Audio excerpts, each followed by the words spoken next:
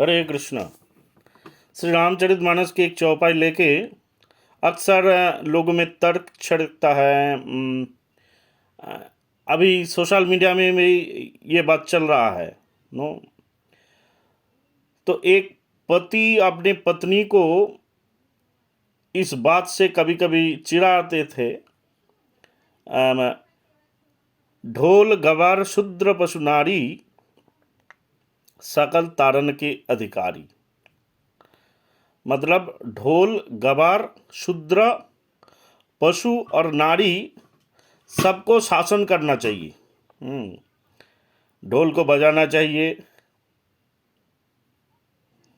और इसी लेके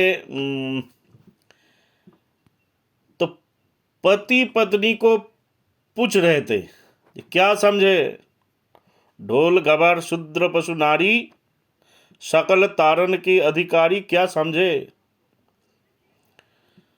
तो एक दिन पत्नी ने जवाब दी। मतलब कभी कभी ऐसा होता था, लेकिन पत्नी आज कई दिनों के बाद जवाब ढूंढ कर रखी थी।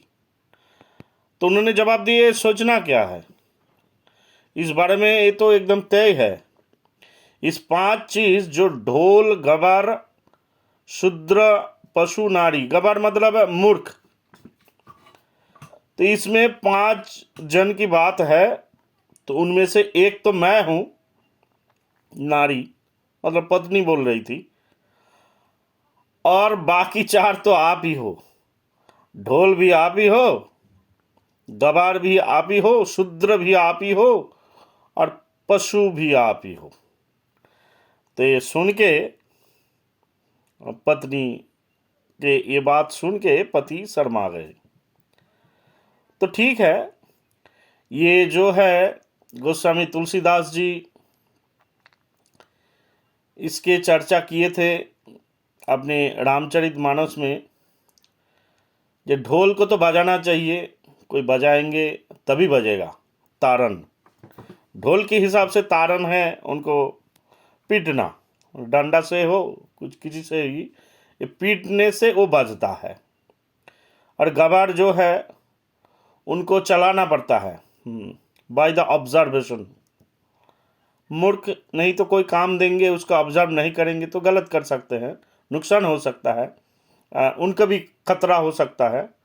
तो गवार का भी तारन मतलब उनके नज़र रखना चाहिए। शूद्र जो है समाज के निम्न वर्ग, उनको भी कुछ ऐसे शासन में रखना चाहिए जैसे वो अपने परमार्थिक आध्यात्मिक सेवा में अपने क्रम उन्नत हो सकते हैं। पशु जो है, पशु को भी देखना पड़ता है, क्योंकि वो पालतू और रास्ते में जंगल में घूमने वाले पशु जो भी है उनको भी देखना चाहिए। किसी से सावधान होना चाहिए और किसी को पालना चाहिए। और नारी की सुरक्षा देना चाहिए। नारी की सुरक्षा के लिए पुरुष को रहना चाहिए, जैसे हमारे शास्त्र कहते हैं। जिसे कभी कभी कई नारीवादी संगठन इसको ब्लेम करते हैं, कॉम्प्लेन करते हैं ये किसी के अधिकार में रहना चाहिए। अधिकार मतलब इनको तारन मतलब ऐसे कोई मतलब नहीं, ये इनको पीस को मारो ऐसे कोई कुछ बात नहीं। लेकिन तारन मतलब यहाँ नारी के लिए उनका सम्मान करके उनको भी कैसे अर्धांगिनी जो है वो है सहधर्मिणी, कैसे वो अपने पति का धर्म में सहयोग करे, कैसे अपने मानिए अपने बच्चे को कैसे ठीक ठाक।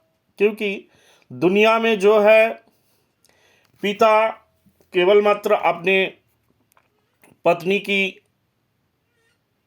पेट में अपना बीज देते हैं, क्योंकि उनको 9 महीना तक पालना होता है, ढोना पड़ता है पत्नी को।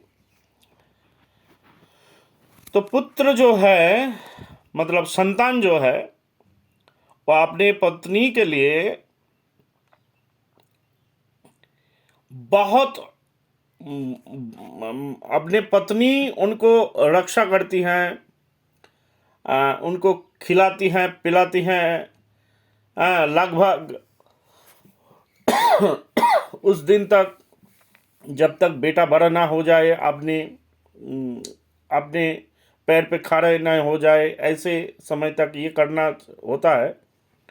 तो फिर भी, और संपत्ति को पैतृक संपत्ति कहा गया, परिचय को वंश परिचय कहा गया, लेकिन भाषा जो है वो मातृभाषा कहते हैं। हालांकि माँ होंगे दूसरे किसी देश से, और पिता है अपने देश से, वही पलता है बढ़ता है पिता के देश में, लेकिन फिर भी भाषा को कहते हैं मातृभाषा। तो क्योंकि माँ के साथ ही ये बड़े होते हैं। तो इसीलिए नारी जो है, नारी सम्मान की वस्तु, कोई ऐसे नारी कोई चीज़ नहीं। यहाँ गोस्वामी तुलसीदास जी कहते हैं, शूद्र पशु नारी, इनको सम्मान करना चाहिए और इनको रत्न की तरह इनको रक्षा करना चाहिए। ये कोई बिके हुए वस्तु नहीं और संपत्ति नहीं। देखिए, खास करके घर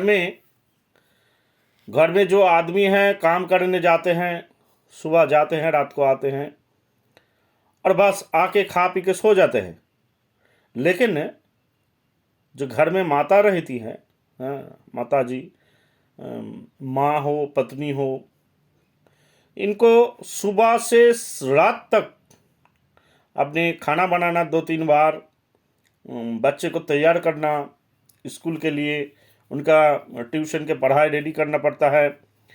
फिर और भी कितने काम माँ को करना पड़ता है। पति आएंगे, उनका ऑफिस से जब जॉब से आए, उनका मानसिक कैसी अवस्था है, इस हिसाब से बात करती है। और घर में अन्य बूढ़े बड़े जो है उनको भी देखभाल करना पड़ता है, और साथ साथ पूजा पाठ ये सब भी माताएं ज़्यादा करते हैं। तो इसलिए ढोल गवार शूद्र पशु नारी, सकल तारन के अधिकारी। और ऐसे तारना मतलब ऐसा नहीं।